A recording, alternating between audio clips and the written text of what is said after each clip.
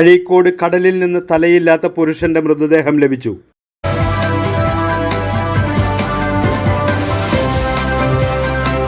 ഇന്ന് വൈകിട്ട് 4:30 അഴീക്കോട് കോസ്റ്റൽ പോലീസിന് മൃതദേഹം ലഭിച്ചത്. രാവിലെ മത്സ്യബന്ധന തൊഴിലാളികൾ തലയില്ലാത്ത മൃതദേഹം ഒഴുകി നടക്കുന്നതായി വിവരം നൽകിയിരുന്നു. ഇതിൻ്റെ അടിസ്ഥാനത്തിൽ കോസ്റ്റൽ പോലീസ് രാവിലെ മുതൽ നടത്തിയ തെരച്ചിലിൽ വൈകിട്ട് 4:30 ലൈറ്റ് ഹൗസ് കടപ്പുറത്തിന് പടിഞ്ഞാറ് ഭാഗം 8 നോട്ടിക്കൽ മൈൽ ഭാഗത്താണ് മൃതദേഹം കണ്ടെത്തിയത്. കരക്കെത്തിച്ച മൃതദേഹം കൊടുങ്ങല്ലൂർ പോലീസ് സ്ഥലത്തെത്തി മേൽ നടപടികൾ സ്വീകരിച്ച് തൃശൂർ മെഡിക്കൽ കോളേജിലേക്ക് കൊണ്ടുപോയി.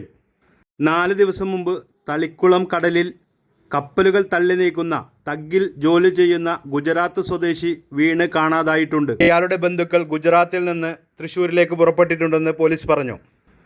45-നും 50-നും ഇടയിൽ പ്രായം തോന്നിക്കുന്നതാണ് മൃതദേഹം. Coastal SI Sajeev MR, CPO Shaiju, സ്രാങ്ക് ഷഫീഖ്, കോസ്റ്റൽ വാർഡുമാരായ വിപിൻ, അനീഷ് എന്നിവർ ചേർന്നാണ് മൃതദേഹം കരക്കെത്തിച്ചത്.